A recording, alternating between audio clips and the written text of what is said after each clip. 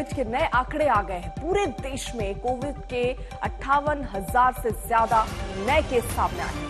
पहले दिन की तुलना में कोविड के नए केस में 55.4% का इजाफा हुआ। इनमें सिर्फ 5 राज्यों से 67.8% केस हैं। देश के नए कोविड मामलों में अकेले महाराष्ट्र से 31.78% मरीज हैं। कल कोविड से 534 लोगों की मौत हुई।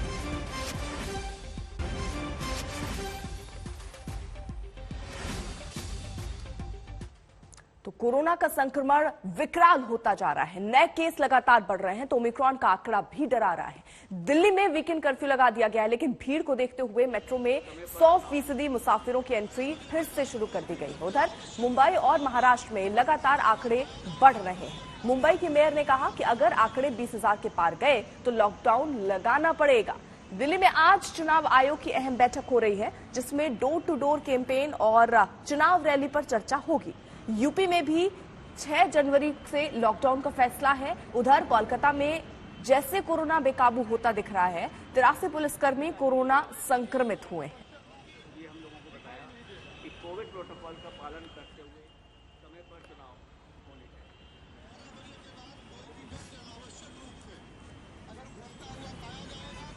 सभी राजनीतिक दलों की ये हम लोगों को बताया। दो सहयोगी इस वक्त हमारे साथ जुड़ चुके हैं। अमित भारद्वाज हमारे साथ मौजूद हैं दिल्ली से और पारस दामा हमारे साथ मुंबई से हमारे सहयोगी इस वक्त जुड़ चुके हैं। जल्दी से पहले दिल्ली का रुख कर लेते हैं। अमित, जो एहतियाती कदम देखिए उठाए गए, अब वीकेंड कर्फ्यू भी लगा दिया गया, लेकिन यहाँ डराने और चिंता वाली बात तो ये है कि आंकड़े हर 24 घंटे में हम देख रहे हैं बढ़ते जा रहे हैं। उस पर नियंत्रण कैसे पाया जाएगा? क्या प्लानिंग सरकार की? जी बिल्कुल सही। जो दिल्ली के आंकड़े हैं वो बिल्कुल डराने वाले हैं, क्योंकि हमने देखा है 28 दिसंबर को दिल्ली में 500 से भी कम केस थे और कल जब देर शाम दिल्ली का कोविड बुलेटिन आया तो उसमें 5500 के लगभग कोरोना के नए मामले 24 घंटे के अंदर ही आ गए थे और पॉजिटिविटी रेट जो है वो 8% से ज्यादा हो गया था। और संभवतः यही कारण है कि कल जब दिल्ली डिजास्टर मैनेजमेंट अथॉरिटी की मीटिंग हुई तो उसमें यह तय किया गया कि अब वीकेंड कर्फ्यू लगाने का समय आ गया है। दिल्ली में पहले से ही नाइट कर्फ्यू लगा दिया गया था, अब वीकेंड कर्फ्यू भी लगा दिया गया, यानी कि जो तमाम मूवमेंट्स हैं वो शुक्रवार की रात 10 बजे से लेकर सोमवार की सुबह 5 बजे तक बंद रहेगी। इसके साथ आप देखिए कि प्राइवेट ऑफिसेज के कामकाज में भी को लेके भी एक आदेश जारी किया गया है, जिसमें कहा गया है कि प्राइवेट ऑफिसेज में अब सिर्फ 50% एम्प्लॉइज को ऑफिस बुलाया जाए और साथ ही सरकारी ऑफिसेज के कर्मचारियों को वर्क फ्रॉम होम मोड में शिफ्ट करा दिया गया है। यानी कि कुल मिला के कोशिश यही है कि कम से कम लोग घरों से बाहर निकलें और मूवमेंट क्योंकि लोगों का कम होगा तो उससे उम्मीद ये लगाई जा रही है कि जो कोविड का स्प्रेड है और खास करके ओमाइक्रॉन वेरिएंट का जो स्प्रेड है उस पर रोकथाम होगी। और इसमें ध्यान देने वाली बात यह भी है कि दिल्ली के जो स्वास्थ्य मंत्री हैं उन्होंने पहले ही बता दिया था कि दिल्ली में जो अब आंकड़े आ रहे हैं, जिस तरह से तेज रफ्तार से केसेस दिल्ली में बढ़ रहे हैं, वो असल में ओमाइक्रॉन वेरिएंट का कमाल है, उसका असर है।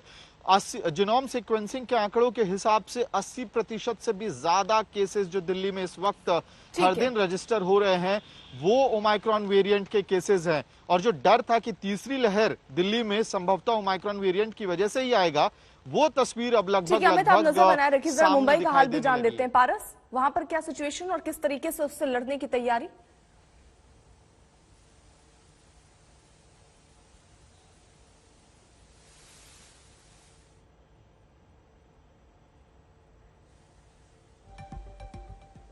पारस, आपकी आवाज सही ढंग से नहीं पहुंच पा रही। एक बार फिर कोशिश करेंगे आपसे कनेक्ट करने की, लेकिन खतरा यहां पर दिल्ली के लिए भी, मुंबई के लिए भी, ये कहें पूरे देश के लिए बढ़ता हुआ नजर आ रहा है। कोरोना से मुकाबले के लिए केंद्र सरकार कितनी तैयार है, इस बारे में केंद्रीय स्वास्थ्य मंत्री मनसुख मांडविया से आज तक संवाददाता कमलजीत संधू ने बात की। सुनिए।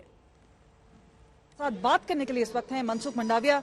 सर, 42 करोड़ रुपए का पूरा एक पैकेज किया गया है, उसमें आप बताइए, पीजीआई सेंटर आ रहे हैं, बाकी सेंटर्स आप लोग ला रहे हैं, डेवलपमेंट की बात हो रही है, पीजीआई सेंटर आने से क्या फर्क पड़ेगा, क्या असर पड़ेगा? पीजीआई सेंटर ये फिरोजपुर में होने से बहुत फायदा होगा। 100 बेड की यहाँ अस्पताल बनेगी और सारी व्यवस्था यहाँ होगी। यहाँ से पीजीआई सेंटर चंडीगढ़ 200 किलोमीटर दूर होता है। और टर्शरी केयर के लिए यहाँ से मरीज को वहां तक जाने की बाद में नौबत नहीं आएगी, लोकल ही मरीज को ट्रीटमेंट मिल पाएगी। इसलिए फिरोजपुर और उसके इर्द गिर्द आए हुए सभी क्षेत्र के लोगों को भी बहुत फायदा होगा। अरविंद केजरीवाल पॉजिटिव हो गए हैं, उससे पहले कई नेता हैं, बाबुल सुप्रियो हैं, बाकी लोग हैं, और एक मांग हो रही है कि नाइट कर्फ्यूज लग रहे हैं, बाकी कर्ब्स लग रहे हैं, दिल्ली में भी कर्ब लग रहे हैं। तो जो इलेक्शन बाउंड स्टेट्स हैं उनमें किसी तरह का प्रतिबंध या पब्लिक रैलीज, पॉलिटिकल रैलीज पे ऐसा होना चाहिए, क्योंकि ये एक मास वायलेशन ऑफ कोविड। ये स्टेट का विषय है और भारत सरकार की ओर से समय समय पर एडवाइजरी दी जाती है। उसके आधार पर अपने स्टेट की स्थिति को देखते हुए सब स्टेट डिसीजन करते हैं। पर सर एक टाइम पे केंद्र भी तो इस तरह की एडवाइजरी देते हैं। नहीं, भारत सरकार ने समय समय पर एडवाइजरी दी ही है। सर एक और जो विवाद आया है वो कोवैक्सीन को लेकर है, जहाँ पे डेट्स बढ़ाए गए। आप लोगों ने एक्सप्लेनेशन दिया कि जो एक्सपायरी डेट है वो बढ़ा रहे हैं, पर उसकी एक वजह है, पर लोगों में जिस तरह का एक एंजाइटी है उसको लेकर कैसे एड्रेस कर रहे हैं आप कोवैक्सीन? देश को कोई चिंता करने की आवश्यकता नहीं है। सारी चीजें, सारी वैक्सीनेशन ड्राइव, वैक्सीन की एक्सपायरी डेट, ये सब साइंटिफिक होता है। जिसको चाहे वो बढ़ा दे, जिसको चाहे वो कम कर दे, ऐसा नहीं हो सकता है, साइंटिफिक होता है। सर थर्ड वेव के लिए पूरी तैयारी है मोदी सरकार की? आपने देखा होगा कंटिन्यूस भारत सरकार की ओर से सभी स्टेट के साथ मीटिंग करके कोविड क्राइसिस के सामने लड़ने की तैयारी हमने करके रखी है। पारस हमारे साथ लगातार मौजूद है, मुंबई का हाल उनसे जान लेते हैं। पारस, किस तरीके की तैयारी मुंबई के लिहाज से हुई है, क्योंकि केसेस वहां पर भी डरा रहे हैं, इंतजाम वहां पर किस तरीके से किया गया है? क्या कोई और पाबंदियां जिसको बढ़ाया गया हो? अर्पिता, मुंबई समेत महाराष्ट्र में जिस तेजी से कोरोना वायरस बढ़ रहा है वो एक चिंता का सबब बन गया है लोगों के लिए और सरकारों के लिए, क्योंकि एक समय था कुछ दिन पहले, 6-7 दिन पहले, जब सिर्फ 600 या 700 केसेस जो हैं वो नोट किए जा रहे थे प्रतिदिन, मगर अब जिस तरीके से रफ्तार बढ़ रही है वो एक चिंता का सबब है। एक दिन में 10,000 से ज्यादा केसेस सिर्फ मुंबई में पाए जा रहे हैं। वहीं महाराष्ट्र की बात करें तो 18,000 से ज्यादा जो केसेस हैं वो सामने आए हैं। मुंबई में जो रेट है वो 37.7% तक बढ़ गया है। मतलब किस तेजी से जो है रफ्तार बढ़ी है कोरोना की, हम अंदाजा लगा सकते हैं। ठीक है, रखने के लिए स्कूलें बंद कर दी गई हैं। एक से ठीक है पारस, आप नजर बनाए रखिए, पल पल के अपडेट हम आपसे लेते रहेंगे। लेकिन देखिए, दिल्ली तेजी से कोरोना की गिरफ्त में आ रही है, पाबंदियां बढ़ा दी गई हैं, लेकिन चिंता की बात तो यह है कि नए केस में 80% से ज्यादा केस ओमिक्रॉन के हैं। ये तो सब कैलकुलेशन है ही, जिस तरह से तेजी से बढ़ रहा है तो हमें किसी भी विकट परिस्थिति के लिए तैयार रहना चाहिए। ऐसी आशंका है कि केसेस में हो भी सकते हैं। अब ये पहले भी हमेशा ये रहा है कि आप, ये तो एक्सेल शीट का कैलकुलेशन है, आप जैसे करते चले जाओ उतना आगे बढ़ता चला जाएगा। किसी दिन ये नीचे आना शुरू होगा तो नीचे आ जाएगा। एसेंशियल सर्विसेज वालों के लिए तो रिलैक्सेशन पहले से भी रहा है, तो अभी तो कई बार लॉकडाउन लग गया तो लोगों को भी आइडिया है। अगर कोई बहुत इमरजेंसी है किसी का है तो उसके लिए डीएम ऑफिस से, एसडीएम ऑफिस से कर्फ्यू पास किया जाएगा। अभी क्या हो रहा है कि अब जो हमने चेक करना था, रैंडम चेकिंग करनी थी, वो कर ली। अब तो सिर्फ हॉस्पिटल्स के सैंपल्स जा रहे हैं और एक्सपर्ट्स का ये कहना है कि अब जितना भी फैल रहा है ये ओमिक्रॉन ही है, इसको मान के चलिए ओमिक्रॉन का ही ज़्यादा फैला हुआ है। वीकेंड कर्फ्यू दिल्ली के अंदर, सैटरडे संडे कर्फ्यू रहेगा, फुल कर्फ्यू रहेगा और सरकारी दफ्तर सारे छुट्टी कर दी गई है। सिर्फ एसेंशियल सर्विसेज जैसे कि पानी के विभाग हैं, बिजली के विभाग हैं, जो एसेंशियल सर्विसेज, हेल्थ डिपार्टमेंट है, वो खुलेंगे। कोरोना से बचना है तो सोशल डिस्टेंसिंग और मास्क जरूरी है, लेकिन लोगों को ये छोटी सी बात समझ में नहीं आ रही। चंडीगढ़ का हाल देखिए जरा, जहां लोग मास्क की शर्त की धज्जियां उड़ाते हुए नजर आ रहे हैं। चंडीगढ़ में कोविड के आंकड़े बढ़ रहे हैं और आप बिना मास्क के घूम रहे हैं, आप मास्क नहीं पहन रहे। सॉरी सर, मास्क भूल गई थी, गाड़ी में ऐसे बैठे थे और हाथ में था मेरे, गाड़ी से निकल के वक्त भूल गई लगाना। मास्क नहीं पहन रहे हो? अभी कटाई अभी निकालना है, साइकिलिंग कर रहे थे ना। आप भी मास्क नहीं पहन रहे हो? सर एक्चुअली नहीं अगर क्या है, कोई पूछ नहीं रहा है, आप भी मास्क नहीं पहन रहे हो? किसी ने पूछा नहीं, पुलिस ने पूछा नहीं आपको? अभी भी निकाला है? अभी नहीं सर, अभी भी कहना चाहिए ना यार। बताओ ना, मामले बढ़ रहे हैं। हाँ जी, जरूरी जरूर तो समझते। आपकी वैक्सीनेशन होगी है? हाँ जी, वैक्सीनेशन 2 होगी। अच्छा, होगी। हाँ जी, आपकी होगी? दोनों होगी। दोनों होगी। कब हुई थी? कल परसों ही कराई, 2 सेकंड तो। अच्छा, वैक्सीनेशन हो गया? हाँ सर, हो गया। तो आप मास्क नहीं पहन रहे? मास्क है सर, है पर पहना नहीं। नहीं पहना है। मास्क जी भूल गए थे लगाने भूल गए? अच्छा, पहना नहीं आपने? नहीं मास्क आपको इंजेक्शन लग गया? कितना इंजेक्शन लगा है? दूसरा लगाने आए थे, वे बोले मोहाली जाओ। अभी लगा नहीं आपका? नहीं लगा है, एक बार दोबारा मोहाली बोल रहे, अभी गए थे वहाँ लाइन लगाए थे। लाइन लगाने के बाद वहाँ देखा आधार कार्ड देते तो फिर बताया कि जाओ मोहाली। सर आप मास्क नहीं पहन रहे हैं? सर ये देखो अभी पहन रहा हूँ, अभी पहन रहा हूँ सर। हाथ में है ना आपके पास? आपने ये देखो सर अभी निकाला मैंने, भी पहन रहा हूँ। आपका वैक्सीनेशन हो गया? हाँ जी, हाँ जी हो गया। हाँ जी। कितनी डोज लगी है? दोनों डोज लगवा रखी है। लेकिन आपने मास्क नहीं पहनता, क्या संदेश दे रहे हैं लोगों को? अभी पहन रहा हूँ, जस्ट अभी पहन रहा हूँ, देख लो। भाई साहब आपने मास्क नहीं पहना है? ये पहन रखा जनाब। आपने उतारा हुआ मास्क? अरे जनाब लगा ही रखे। आपने मास्क पहना ही नहीं है जनाब, है तो पूछ नहीं रहा आपको। आखिर जिसका डर था वही हुआ। कोरोना की तीसरी लहर का खतरा सिर पर मंडराने लगा है। तेजी से फैलते कोरोना के संक्रमण से जीवन सुरक्षित रखने के लिए पाबंदियों का पहरा लग रहा है। यूपी ने कल से नाइट कर्फ्यू के साथ 10वीं तक के स्कूलों को 14 जनवरी तक बंद कर दिया। वहीं बिहार की नीतीश सरकार ने 21 जनवरी तक नाइट कर्फ्यू का ऐलान कर दिया। देखिए ये पूरी रिपोर्ट।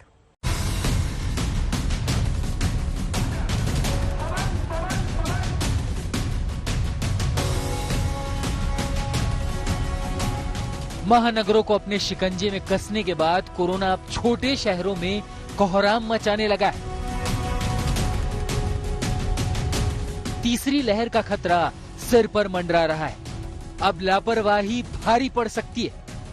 इससे पहले कि हालात बेकाबू हो जाए, कोरोना के खिलाफ सख्त नियमों की ढाल अनिवार्य हो गई है। कोरोना के बढ़ते आंकड़ों पर यूपी सरकार भी हरकत में आ गई है। 24 घंटे में करीब 1000 कोरोना के नए मरीजों ने खतरे की घंटी बजा दी है। ऐसे में सरकार भी अलर्ट हो गई है और नाइट कर्फ्यू लगाने से लेकर स्कूल बंद करने के फैसले सुनाई दिए हैं। साथ ही पाबंदियों की गाइडलाइन जारी कर दी गई। 6 जनवरी से रात 10 बजे से लेकर सुबह 6 बजे तक नाइट कर्फ्यू रहेगा। जरूरी काम को छोड़कर बाहर निकलने पर रोक रहेगी। 10वीं तक के सभी स्कूलों को 14 जनवरी तक बंद कर दिया गया है। इस बीच 15 साल के ऊपर के बच्चों का टीकाकरण जारी रहेगा। जिन जिलों में एक्टिव केस 1000 से ऊपर होंगे, वहां gym, spa, cinema hall, banquet hall और रेस्तरां 50% क्षमता के साथ खुलेंगे।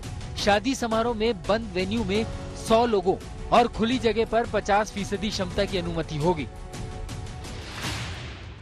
अब पड़ोसी राज्य बिहार का रुख करते हैं और देखते हैं कोरोना का क्या हाल है। पिछले 24 घंटे में 893 मामलों ने सरकार को सतर्क कर दिया है। पटना में 565 नए मरीजों से खौफ बढ़ गया है। यहां भी सरकार ने ताबड़तोड़ पाबंदियों की फहरिस्त जारी कर दी है।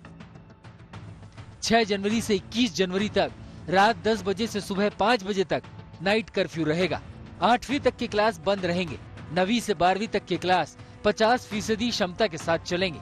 जरूरी सेवाओं को छोड़कर बाकी दुकानें रात 8 बजे तक खुली रहेंगी। सभी धार्मिक स्थल अगले आदेश तक बंद रहेंगे। Cinema hall, gym, park, club, stadium और स्विमिंग पूल पूरी तरीके से बंद रहेंगे। वहीं रेस्तरां और ढाबा 50% क्षमता के साथ खोलने की इजाजत होगी। शादी समारोह में 50 और अंतिम संस्कार में शामिल होने के लिए 20 लोगों को ही अनुमति रहेगी। चूंकि यहाँ चुनाव का सीजन नहीं है, इसलिए सभी राजनीतिक, सार्वजनिक और सांस्कृतिक आयोजनों में 50 लोगों को ही अनुमति रहेगी। कुल मिलाकर यूपी और बिहार सरकार ने अपनी तरफ से कोरोना की रोकथाम के लिए तमाम जतन तो कर दिए हैं, लेकिन सबसे बड़ी जिम्मेदारी आपकी है, क्योंकि आप सुरक्षित हैं तो परिवार सुरक्षित है और परिवार सुरक्षित है तो समाज सुरक्षित है। इसीलिए हमेशा याद रखिए, वैक्सीनेशन, मास्क और दूरी कोरोना से जंग में है जरूरी। लखनऊ से कुमार अभिषेक, पटना से सुजीत झा के साथ आज तक ब्यूरो। अब बात उन हॉटस्पॉट की जो खतरे की घंटी बजा रहे हैं। दरअसल शहर शहर ओमिक्रॉन का कहर शुरू हो गया है और अब खतरा बढ़ते हुए देखते हुए कई पाबंदियां भी लगाई गई हैं।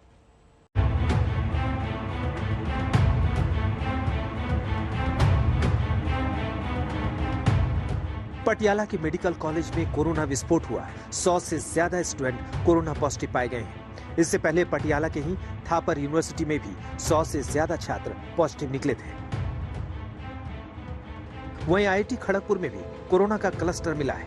यहाँ 18 दिसंबर को दीक्षांत समारोह का आयोजन हुआ था, जिसमें केंद्रीय शिक्षा मंत्री धर्मेंद्र प्रधान शामिल हुए थे। इस दीक्षांत समारोह के लिए करीब 1.5 साल बाद छात्रों को कैंपस में बुलाया गया था।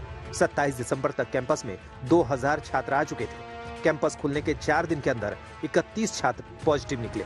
नए आंकड़ों के मुताबिक छात्र और रिसर्चर को मिलाकर अब तक 60 लोगों की रिपोर्ट पॉजिटिव आ चुकी है। नए साल का जश्न मनाने ऋषिकेश आए 28 सैलानी कोरोना पॉजिटिव मिले हैं। ये सैलानी देश के अलग अलग राज्यों से आए थे। अब स्वास्थ्य विभाग पर्यटकों की ट्रैवल हिस्ट्री ढूंढने में जुट गई है। बिहार में कोरोना का कहर डॉक्टरों पर टूटा है। नालंदा मेडिकल कॉलेज अस्पताल के एक साथ 96 सीनियर और जूनियर डॉक्टर कोरोना से संक्रमित पाए गए। चौंकाने वाली बात यह है कि मुख्यमंत्री नीतीश कुमार के जनता दरबार में आए 6 फरियादी भी संक्रमित पाए गए, तो दूसरी तरफ जेडीयू के दफ्तर में कोरोना से संक्रमित 5 लोग मिले हैं। पश्चिम बंगाल में भी कोरोना ने तेजी से अपने पांव पसारने शुरू कर दिए हैं। कोलकाता के एनआरएस अस्पताल में करीब 70 चिकित्सक कोरोना पॉजिटिव पाए गए। इनमें डॉक्टर्स, जूनियर डॉक्टर्स और नर्स शामिल हैं। एनआरएस अस्पताल कोलकाता के बड़े सरकारी अस्पतालों में से एक है। अगर आंकड़ों की बात करें तो कोलकाता में बीते एक हफ्ते में कोरोना के मामले में 1400% की वृद्धि हुई है। आज तक ब्यूरो। कोरोना के बढ़ते केस को देखते हुए दिल्ली में वीकेंड कर्फ्यू लगाना पड़ा है। उधर मुंबई भी लॉकडाउन की राह पर है। हम दोनों शहरों से अपने संवाददाताओं के पास जाएंगे, लेकिन पहले उससे आपको दिल्ली मुंबई की ये रिपोर्ट दिखाते हैं।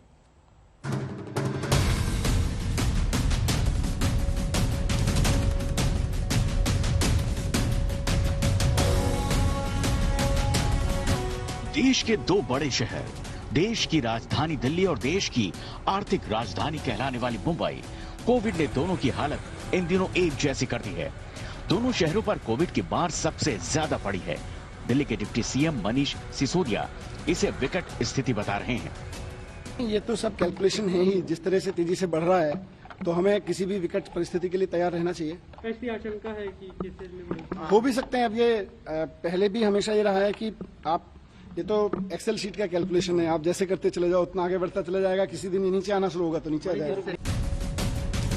दिल्ली में कोविड केस के जो नए आंकड़े जारी हुए हैं उसके मुताबिक राजधानी में कोविड के 5481 नए मरीज मिले हैं। 3 लोगों की मौत हुई है और संक्रमण दर छलांग लगाकर 8.37% तक पहुंच चुकी है। अच्छी बात यह है कि 24 घंटे में 1575 मरीज ठीक हुए हैं, लेकिन एक्टिव मरीज 14,889 बने हुए हैं, जिनमें से 531 मरीज अस्पतालों में भर्ती हैं। दिल्ली में कोरोना केस में बढ़ोतरी की रफ्तार की बात करें तो 16 मई के बाद कल एक दिन में सबसे ज्यादा कोरोना केस आया, जबकि 17 मई के बाद से सबसे ज्यादा संक्रमण दर है। जनरल डिसीजन ये था कि भाई 50% जो सीटिंग कैपेसिटी है उसको फुल कर दिया जाए, तो सीटिंग फुल कैपेसिटी में रहेगी। एसेंशियल सर्विसेज वालों के लिए तो रिलैक्सेशन पहले से भी रहा है। तो अभी तो कई बार लॉकडाउन लग गया तो लोगों को भी आइडिया है। अगर कोई बहुत इमरजेंसी है किसी का है तो उसके लिए डीएम ऑफिस से, एसडीएम ऑफिस से कर्फ्यू पास भी जारी कर दिया। दिल्ली में कोविड के बढ़ते संक्रमण को देखते हुए ही दिल्ली सरकार ने वीकेंड कर्फ्यू समेत कई पाबंदियों का ऐलान किया। अगर मुंबई की बात करें तो यहाँ कोविड का दैनिक केस 10,000 पार कर चुका है। कुल 10,860 नए केस आए, 2 लोगों की मौत हुई। आज भी रुग्ण की संख्या तिगनी चौगुनी हो रही है और ये चिंता की बात है, लेकिन डरने की बात नहीं। डरो मत। जो लहर आ रही है उसको रोक लगाने का काम हमारे मुंबई कर सकते हैं। मुंबई में कोविड विस्फोट की वजह से महाराष्ट्र में हालत विकट हो रहे हैं। महाराष्ट्र में कल कोविड के 18,466 नए केस आए। इनमें ओमिक्रॉन के 75 मरीज हैं। महाराष्ट्र में मुंबई के अलावा पुणे से कोविड के 1,104 नए केस आए। पुणे में पॉजिटिविटी रेट 18% तक पहुंच चुकी है। महाराष्ट्र से चिंता की बड़ी बात यह है कि ये पिछले कुछ दिनों में 13 मंत्री, 17 विधायक कोविड पॉजिटिव पाए गए हैं। कोविड संक्रमण की वजह से इस हफ्ते कैबिनेट मीटिंग भी नहीं हो पाई। ऐसे में सवाल उठ रहा है कि क्या मुंबई लॉकडाउन की तरफ बढ़ रही है। वैसे पाबंदियों की शुरुआत पहले ही हो चुकी है। मुंबई में नाइट कर्फ्यू लग चुका है। 1ली से 9वीं क्लास के स्कूलों को बंद कर दिया गया है। हालांकि सरकार और बीएमसी की कोशिश यही है कि लॉकडाउन जैसे कदम न उठाने पड़े। हर एक लोगों को जो डर है वो सही है। लॉकडाउन किसी को भी नहीं चाहिए। दस्तूर खुदा मुख्यमंत्री भी कह रहे लॉकडाउन नहीं चाहिए, तो भी लॉकडाउन नहीं चाहिए। ये अकेले मुख्यमंत्री अकेले इकबाल चहल आयुक्त तो बोल के नहीं होगा। हम सबको मिलके जो मास्क का लगाना जरूरी है, तो वैक्सीन लेना जरूरी है, हम भीड़ में नहीं जाना, भीड़ नहीं बनाएंगे, ये सब करते हैं तो हम बच सकते हैं। वक्त की जरूरत यही है कि लोग खुद सावधान रहें। यह किसी सरकार या देश की लड़ाई नहीं, बल्कि हर शख्स की निजी लड़ाई है। आज तक ब्यूरो। और इसी बीच एक बड़ी खबर आ रही है बिहार से, जहां पर नीतीश सरकार के 2 मंत्रियों की कोविड रिपोर्ट पॉजिटिव आई है। आज सुबह 11:30 बजे कैबिनेट की बैठक होने वाली थी और इस बैठक से पहले सभी मंत्रियों को कोरोना जांच करवाने के आदेश दिए गए। जांच के दौरान 2 मंत्रियों में कोरोना वायरस की पुष्टि हुई है, जबकि 2 मंत्रियों की रिपोर्ट अभी आनी बाकी है। तो मीटिंग से पहले ये निर्देश दिए गए कि टेस्ट कराया जाए, टेस्ट के बाद ही इस मीटिंग में मंत्रीगण शामिल हों। उसके बाद जानकारी ये कि 2 मंत्री कोरोना पॉजिटिव पाए गए हैं, 2 की रिपोर्ट आनी अभी बाकी है। रोहित सिंह हमारे साथ, हमारे सहयोगी इस वक्त जुड़ चुके हैं। रोहित, यानी 2 मंत्री देखिए पॉजिटिव यहां आ गए हैं और 2 मंत्रियों की रिपोर्ट आनी बाकी है, तो कितना जरूरी था कैबिनेट मीटिंग से पहले ये टेस्ट करा लेना मंत्रियों का, जिसमें देखिए 2 लोग पॉजिटिव बताए जा रहे हैं। जी बिल्कुल, देखिए आज मंत्री परिषद की बैठक यानी कि कैबिनेट की बैठक 11:30 बजे होनी है और जिस तरीके से निर्देश दिए गए हैं सीएम सेक्रेटेरिएट की तरफ से कि सभी मंत्रियों की कोरोना जांच होगी, उसके बाद ही कैबिनेट की बैठक में वो आ सकेंगे। और वो जांच कल रात से हो रही है, बहुतों की कल रात हो गई, कुछ की अभी इस वक्त चल रही है। और इसमें पता चला है कि अब तक की 2 मंत्री हैं वो पॉजिटिव पाए गए हैं, जिनमें रेणु देवी जो कि उप मुख्यमंत्री है उनका नाम आ रहा है सामने, और सुनील कुमार जो कि मद्य निषेध विभाग के मंत्री हैं उनका नाम सामने आ रहा है। और शहनवाज हुसैन जो कि उद्योग मंत्री है बिहार सरकार में, उनकी भी जांच कल रात हुई थी। हमारे साथ खुद शहनवाज हुसैन इस वक्त मौजूद हैं, उन्हीं से जानते हैं कि क्या पूरी प्रक्रिया हुई। शहनवाज जी, लगातार कोरोना का खतरा तो बिहार में बढ़ रहा है, क्या निर्देश आए थे सीएम सेक्रेटेरिएट से आप लोग को कोई जांच कराने के लिए आज की कैबिनेट? नहीं, हमने तो कल हम सीएम साहब के साथ ही औरंगाबाद में थे और सीएम साहब बहुत चिंतित थे कोरोना जिस तरह बढ़ रहा है, और उन्होंने ये बात कही थी कि इसकी जांच को करवाया जाए, और कल ही उन्होंने बैठक की है।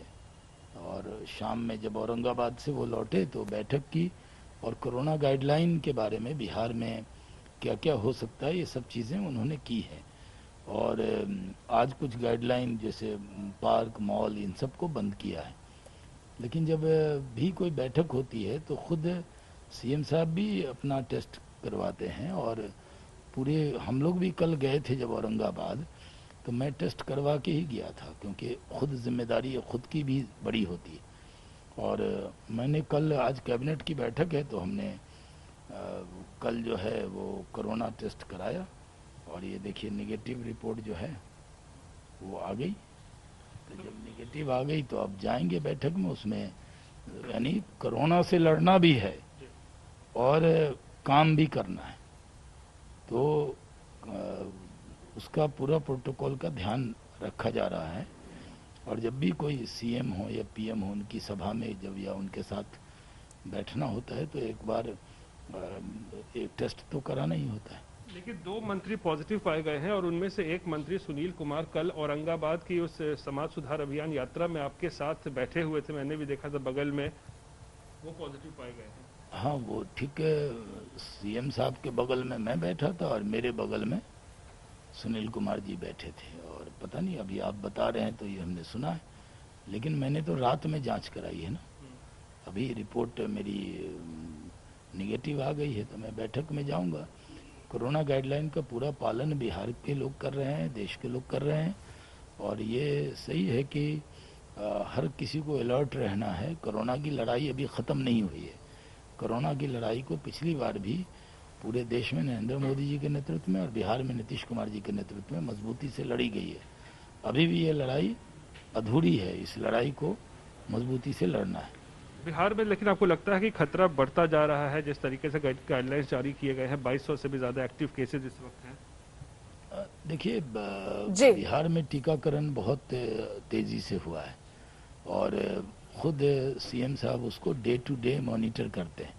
अभी बिहार के लोगों को स्वास्थ्य को लेकर कोई दिक्कत ना हो इसका ध्यान रखा ठीक है रोहित, आप नजर बनाए रखिए। तो देखिए 2 मंत्री कोरोना पॉजिटिव आए हैं, 2 की रिपोर्ट आनी अभी बाकी है, उसके बाद स्थिति क्लियर होगी। उधर देखिए कोरोना संक्रमण की मौजूदा रफ्तार को लेकर कुछ लोग ये कह रहे हैं कि इसमें अस्पतालों में भर्ती होने की स्थिति नहीं आएगी।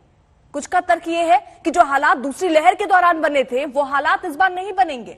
हमने अलग अलग मेडिकल एक्सपर्ट से इस बारे में बातचीत की और ये समझने की कोशिश की कि संक्रमित होने वाले मरीजों में से किन लोगों के अस्पताल में भर्ती होने की नौबत आएगी और वो कौन से मरीज हैं जो घर बैठे ही ठीक हो सकते हैं। ज्यादातर जो केसेज आ रहे हैं ओमिक्रॉन की वजह से आ रहे हैं और ओमिक्रॉन में जो ऑक्सीजन का रिक्वायरमेंट है बहुत कम है, बहुत माइल्ड केसेस आ रहे हैं। हमने डेल्टा में देखा कि सारे पेशेंट्स को आईसीयू की आवश्यकता थी, सारे पेशेंट्स के ऑक्सीजन लेवल ड्रॉप्स हो रहे थे। इसमें ओमिक्रॉन में ज्यादातर पेशेंट स्टेबल हैं, परंतु हमें विशेष ध्यान रखना पड़ेगा, जैसे कि मैंने बताया कि वो ग्रुप जिसमें कि ज्यादा कॉम्प्लिकेशन हो सकते हैं, जैसे कि एल्डरली और कैंसर के पेशेंट। बट जो रिकवरी का रेट है ओमिक्रॉन में वो भी तेज है, बड़ा फास्ट रिकवरी हो रही है। बड़ी तेजी से वायरस आता है, फैलता है, स्प्रेड होता है, इन्फेक्शन तेज है, 3 गुना ज्यादा है डेल्टा से, पर साथ ही साथ कॉम्प्लिकेशंस कम है और रिकवरी फास्ट है। बच्चों में हमने देखा कि ज्यादातर जो बच्चे हैं उनके गले में इन्फेक्शन है, कुछ बच्चों को डायरिया है, पेट में दर्द है और कुछ बच्चों को नोजिया और वोमिटिंग है। ओमिक्रॉन जो जिसको वेरिएंट ऑफ कंसर्न बोला गया है, ये इसीलिए है क्योंकि इसकी इन्फेक्टिविटी, इसकी ट्रांसमिसिबिलिटी बहुत ही हाई है, लेकिन पेशेंट सीरियस बिल्कुल भी नहीं है। मेरे पास भी आज ओमिक्रॉन के बॉम्बे हॉस्पिटल में बहुत सारे पेशेंट भर्ती है। 16 पेशेंट ओमिक्रॉन पॉजिटिव है, उसमें से 14 पेशेंट मैंने डिस्चार्ज कर दिए। सिर्फ 2 पेशेंट और बचे हुए हैं जो ओमिक्रॉन पॉजिटिव है, लेकिन एक भी पेशेंट को कोई भी सीवियर तो बहुत दूर की बात है, माइल्ड टू मॉडरेट सिम्टम भी नहीं है। नॉट इवन हम उसको न तो मेडिसिन दे रहे हैं, न ऑक्सीजन देने की जरूरत पड़ रही है, न आईसीयू की जरूरत पड़ रही है, तो पेशेंट सारे स्टेबल है। तो केसेस ज्यादा है लेकिन सीवियरिटी बिल्कुल नहीं है, आराम से घर पे बैठ के ठीक हो रहे हैं। लेकिन जो फॉरेन ट्रेवलर है उनको हम लोग आइसोलेशन के लिए हॉस्पिटल या क्वारंटाइन सेंटर में एडमिट कर रहे हैं। अगर पिछले 3-4 दिन का डाटा देखें तो डेफिनेटली पीडियाट्रिक एज ग्रुप में भी कोविड इन्फेक्शन बढ़े हैं, बट कोविड इन्फेक्शन पर से हॉस्पिटलाइजेशन नहीं इंक्रीज हुई है। जैसे कोविड हुआ, किसी को निमोनिया हुआ, उसकी वजह से हमें एडमिट करना पड़ा, ऐसा नहीं है। मैक्सिमम पेशेंट्स को कोई और डिजीज थी, जैसे फेब्राइल सीजर था या कोई और बीमारी थी, जॉन्डिस थी, इसको उसकी वजह से उसको हमें एडमिट करना पड़ा और उसके अंदर कोविड पॉजिटिव आया। तो जरूरी नहीं है कि ये जॉन्डिस या फेब्राइल सीजर जो दौरा पड़ा हुआ है वो कोविड की वजह से पड़ा। बहुत लाइकली है कि कोविड बायस्टैंडर था, एसिम्टोमेटिक था, और हम जो डील कर रहे हैं वो जस्ट एसिम्टोमेटिक कोविड इन्फेक्शन है। तो पैनिक नहीं करें। अगर आपका डाटा थोड़े टाइम बाद ये भी कहता है कि नंबर ऑफ हॉस्पिटलाइजेशन इंक्रीज हुई है, तो इट कुड बी कि ये हॉस्पिटलाइजेशन किसी और वजह से है और बाई चांस कोविड वार्ड में एडमिट हुआ, क्योंकि इन पेशेंट्स को हम कोविड वार्ड में रखते हैं। अब एडल्ट की बात करते हैं। एडल्ट में भी काफी पेशेंट्स हैं जो मोनोक्लोनल एंटीबॉडीज लगवाने के लिए आते हैं, जो रेमडेसिविर लगवाने के लिए आते हैं। उन पेशेंट्स को जरूरत नहीं थी एक्चुअल में कोविड डिजीज के कारण, बट माइल्ड होते हुए भी हाई रिस्क केसेस में किन्हीं पेशेंट्स में ये इंडिकेटेड होता है, तो आप उनको एडमिट करते हैं कोविड वार्ड में। तो आपको डाटा दिखाएगा कि number of Covid admissions increase हुए हैं, बट इसका मतलब ये भी नहीं कि हम इस इन्फेक्शन को बिल्कुल ही लाइटली लें, बिल्कुल ही माइल्डली लें। हमें नजर रखनी है, हमें इसको फैलाना नहीं है।